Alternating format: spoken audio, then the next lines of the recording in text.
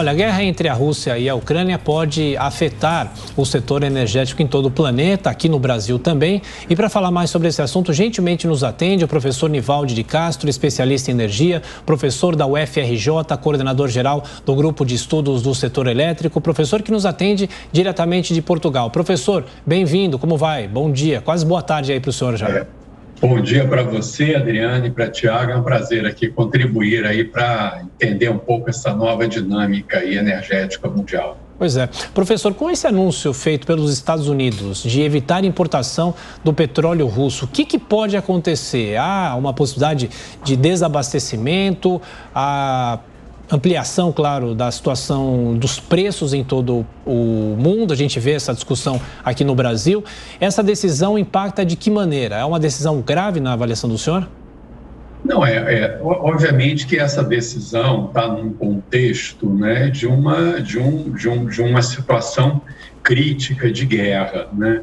Então faz parte aí de um esforço no sentido de cada vez mais prejudicar a economia russa, obrigando a Rússia a parar com os ataques e ir para uma mesa de negociação de uma maneira mais positiva. E essa é uma situação de, vamos dizer assim, de curto prazo.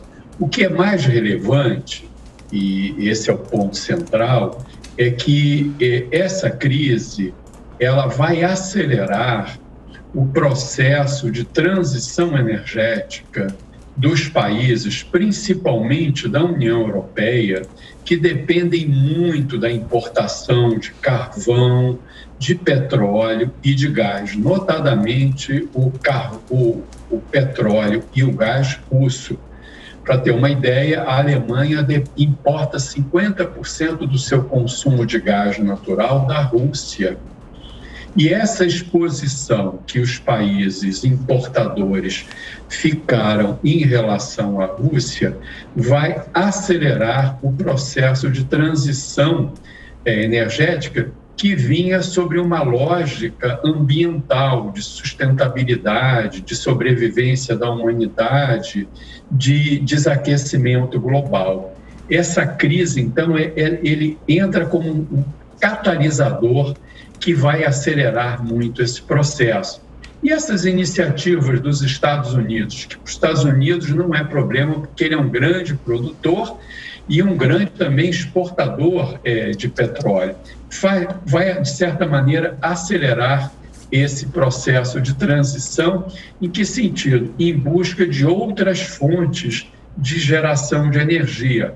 Obviamente que isso não pode ser feito no curto prazo. Imagina, substituir os 50% de gás que a Alemanha e 40% que a Europa importa, não é nada da noite para o dia. O Brasil, professor, de qual forma deve ser atingido, sentir essa reacomodação do sistema energético mundial?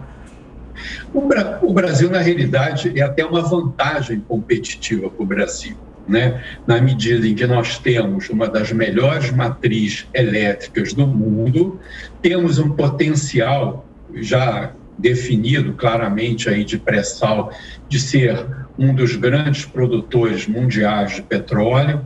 Então, afeta no curto prazo, porque como o petróleo aumenta no mercado internacional, isso tem um impacto aqui no Brasil e isso está sendo objeto de grande preocupação por parte das autoridades governamentais e do próprio Congresso brasileiro, né?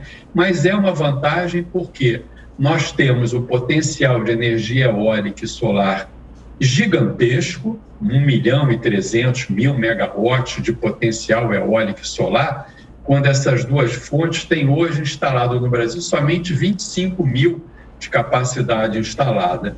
Então, isso certamente vai atrair investidores, vai atrair empresas que precisam de energia renovável, porque é uma tendência inexorável do mundo caminhar para uma economia verde, a transição energética, né? E como nós temos esse potencial, o custo final da energia dessas fontes aqui no Brasil é muito competitivo. Basta citar, por exemplo, o esforço mundial na direção do hidrogênio verde, E o Brasil, por ter esse potencial de eólica e solar, pode gerar um hidrogênio verde muito competitivo, e o hidrogênio verde será, já na década de 30 e principalmente na década de 2040, o principal commodity mundial de energia, já que o mundo caminha para diminuir a produção e o consumo de petróleo e gás. Professor, a gente sabe que toda essa discussão econômica tem um componente político muito grande, né? Então, desde ontem, quando os Estados Unidos anunciou essa questão de evitar ou proibir a importação do petróleo da Rússia, a discussão começou agora a ser feita do âmbito da própria Venezuela. O que a Venezuela pode fazer para ajudar a amenizar esse impacto? O senhor acredita que a Venezuela pode ter um papel mais preponderante agora, apesar de toda a questão política que o país vive? Nesse momento, né, prevalece o pragmatismo, né? E os Estados Unidos, tradicionalmente, é um país muito pragmático nas suas decisões geopolíticas. No caso aqui, né, o petróleo e o gás natural ainda representam, junto com o carvão, 80%, né, do consumo mundial, da produção mundial energética. É muita coisa, né? E se a Rússia é um grande produtor e exportador de petróleo e gás, né, naturalmente busca-se outros fornecedores de gás e petróleo. A Venezuela estava meio fora desse contexto, mas com a crise, obviamente que certamente a Venezuela vai se recompor nessa cadeia produtiva mundial de exportação de petróleo. Eu não vejo isso como uma limitação, dado que é um insumo estratégico, energia, para qualquer economia e para o mundo como um todo. E a Venezuela tem um potencial de produção, reservas muito grandes que ajudariam nessa fase de transição a recompor o equilíbrio entre a demanda e a oferta, que é hoje o que a maioria dos países desenvolvidos procuram sair da dependência russa, destacando que o mais prejudicado, os que estão mais expostos a isso, são os países da União Europeia, que eles não são produtores de gás e petróleo, são grandes importadores, e isso coloca em risco a economia da União Europeia como um todo. Sim. E, professor, para a gente encerrar, e a OPEP? A gente ouve falar da organização há tantos anos. Quais poderes de interferência ela tem neste momento? Pode, por exemplo, mexer em valores?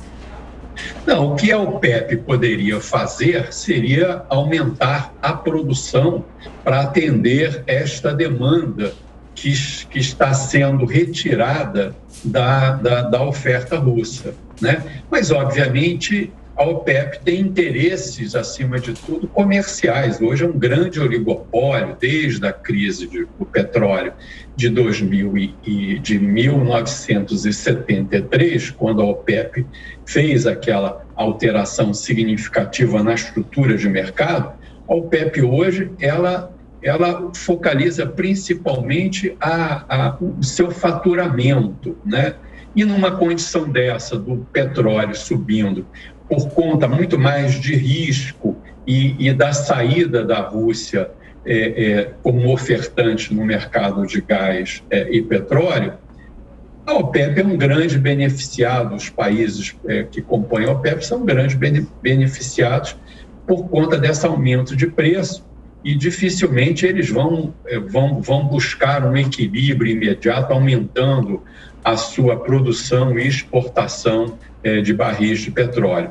Aí, para a OPEP, prevalece a lógica econômica de maximizar o faturamento com aumento do preço que essa crise está provocando no mercado energético mundial.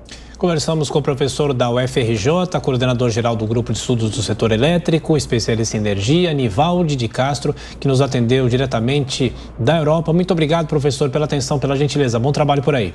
Muito obrigado e um bom trabalho para vocês. Valeu.